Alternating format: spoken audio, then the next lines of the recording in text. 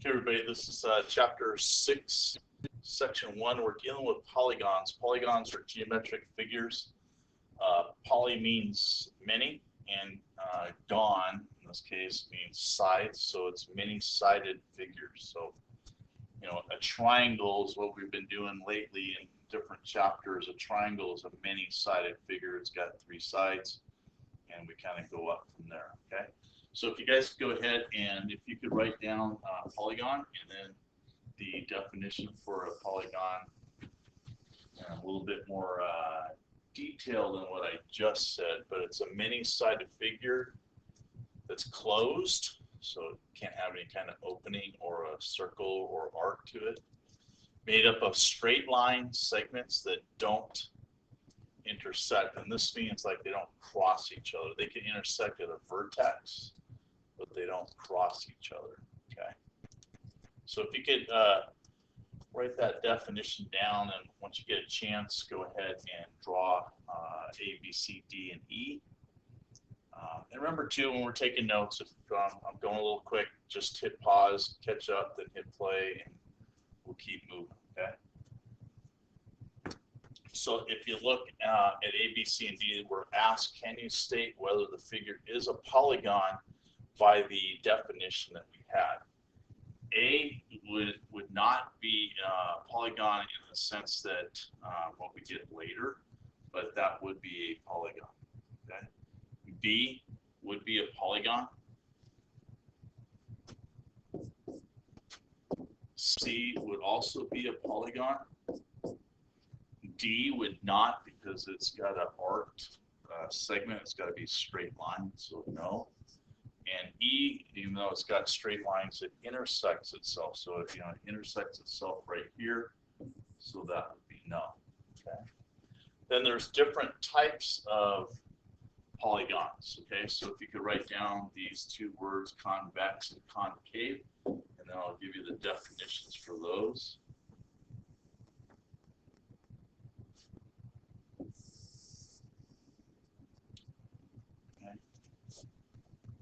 So convex means, and this is for the ones we're going to deal with are usually going to be convex.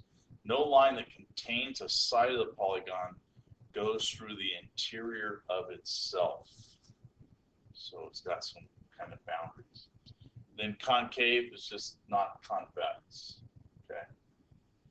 So a really good example is like A that we just had above. It is a polygon, but it's not going to be concave, because if I extended, let me bring these back, sorry.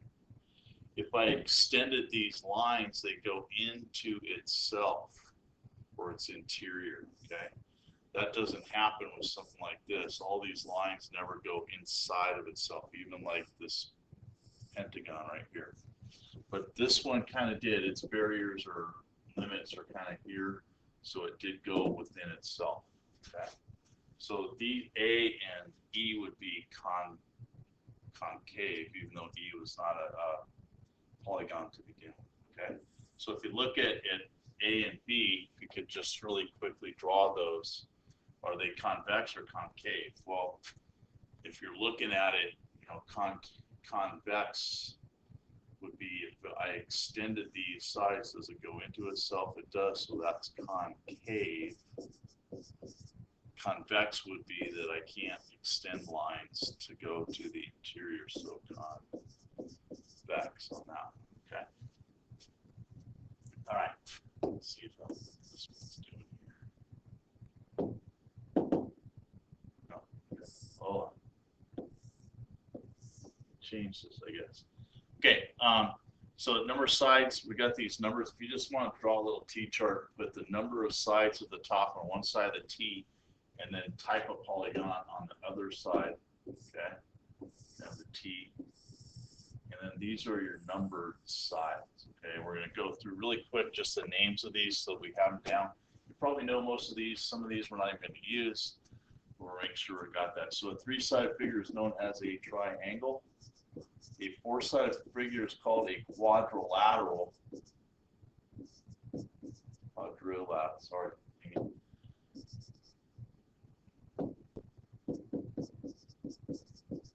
Okay. A five-sided figure is called a pentagon. I'm sorry, hold on a second. On the quadrilateral, you know, that's an umbrella term for many different things. A quadrilateral could be a square, could be a rectangle, could be a rhombus, could be a kite, could be a trapezoid. So that it really kind of means a bunch of different things. So quad means four, lateral means sides. Okay. A six-sided figure is a hexagon. A seven-sided figure is called a septagon. Sometimes they're called something different, but I think this is the term the book uses. I think we use it once. Eight-sided figure is an octagon. A nine-sided figure is a nonagon. 10-sided figure is a decagon. 12-sided figure sounds like a dinosaur. It's a dodecagon. And then anything after that's called an n-gon. Okay, so you just number of sides and you stick it in for n. So like if I had a 14-sided figure, it would be a 14-gon. Okay, so we're going to really deal with hexagons and pentagons and octagons, occasionally a decagon. We've dealt with triangles. We've dealt a little bit with quadrilaterals. We'll really hit it as we go through this chapter, okay? So just some vocab you need to have. Go from there, okay? Equilateral, we got this way back in chapter 4. We learned what the term equilateral means. So equilateral and then equiangular went with it. And now we're going to add a term called regular, because now we're going to talk about stuff that figures that are different than triangles, okay? So if you could just write these terms down for me, please, the definitions for the terms. Equilateral, we learned that all the sides are equal. Equiangular, we learned that all the angles are equal. And so when we have figures like that, we have a special term, and we call it regular. All sides and all angles are equal, okay? We learned back in chapter 4, if you had a triangle, okay, and we told you a couple of different ways, but if we told you the sides were equal, then that meant all the angles were equal. And so all the angles ended up being 60 degrees. Okay, so that would be a regular triangle, okay? We also learned, too, that if we were giving you a triangle and kind of went backwards on that, if we told you that all the angles were equal, then all the sides had to be equal, and then it was regular again, okay? But now we're going to expand that term regular to different polygons, okay? So example number 3, if you guys could draw these four figures here, and then we're gonna tell, is the polygon equilateral, equiangular, or regular, or none? Okay. So if you look at this first one, all the sides are equal, but in this case, it doesn't appear to me that the angles are all equal. Okay. So this one's going to be equilateral. Okay. If you look at this pentagon, that's the second one, it shows that all the angles are equal and all the sides are equal. So when that happens, we are able to call it regular. Okay. In the third one, it's not getting me anything, and this is really a concave polygon. But I can't tell if any of the sides are equal. Definitely can't tell if any of the angles are equal. So this is not. Okay. If you look at the last one, it looks to me like I've got two pairs of opposite sides that are congruent, but that doesn't tell me all the sides are congruent, and nothing's there telling me about angles.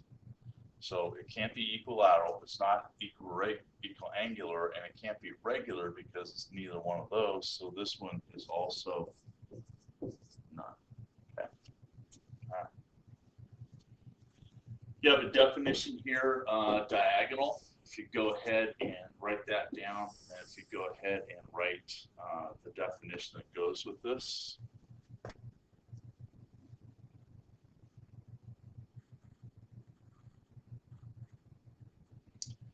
The definition is a little bit lacking in my opinion. It says it connects two non-adjacent sides, and that's not really correct. It really connects two non-adjacent sides and the included angle.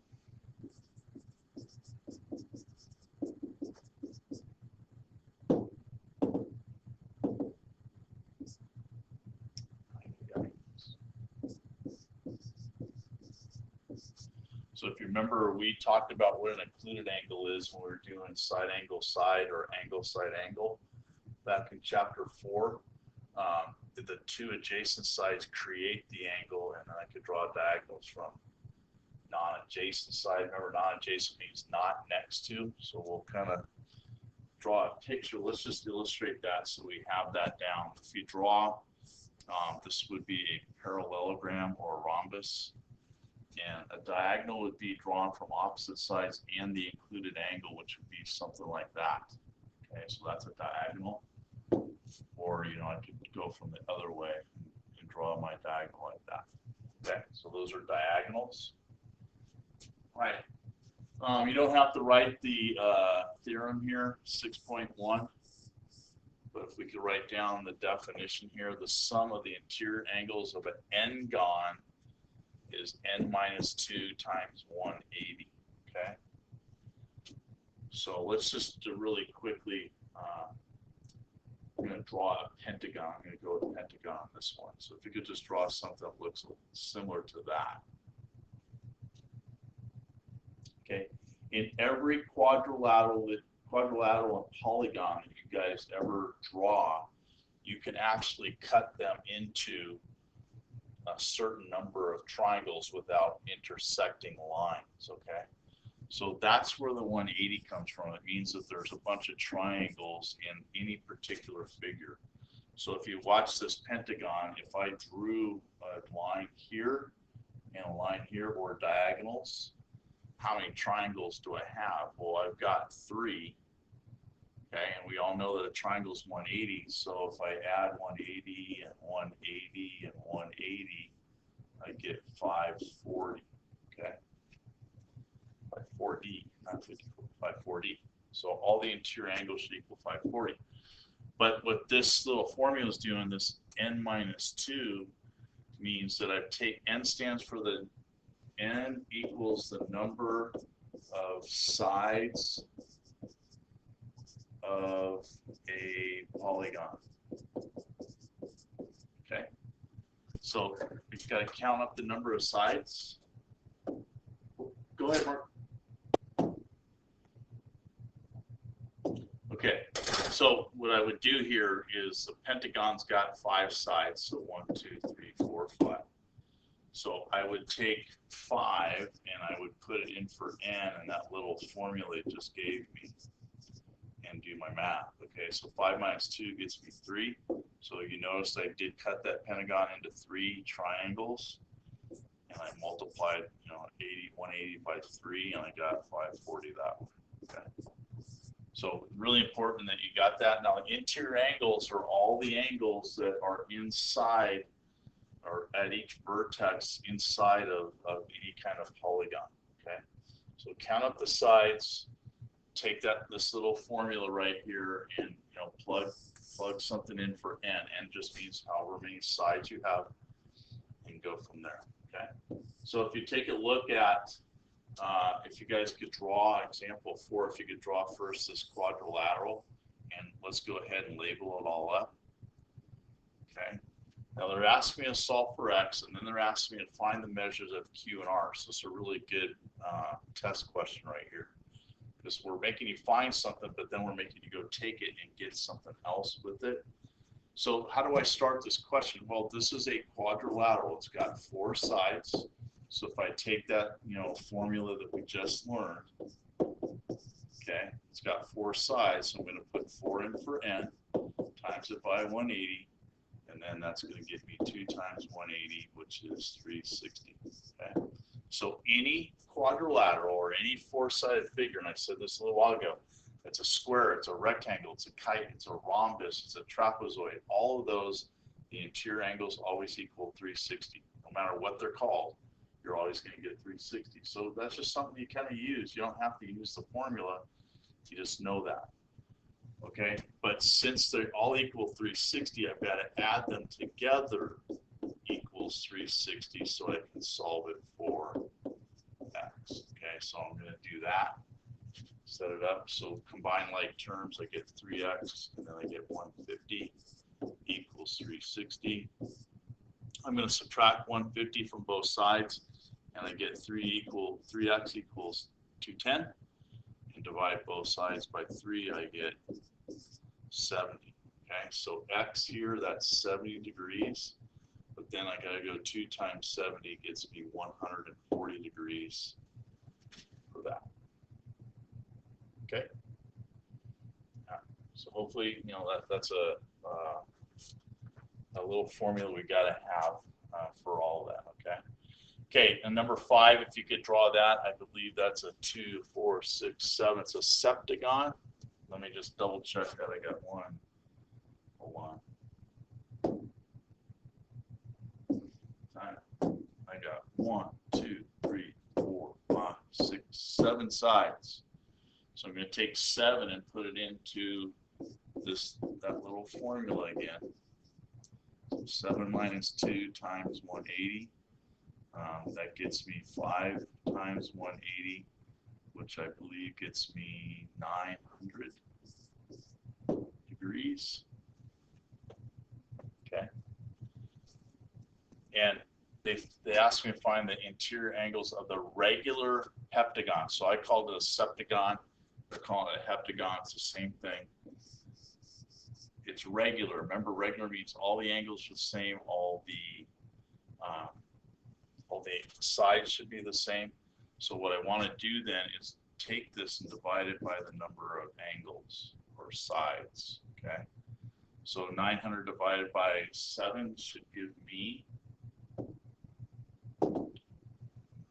gives me 128.57.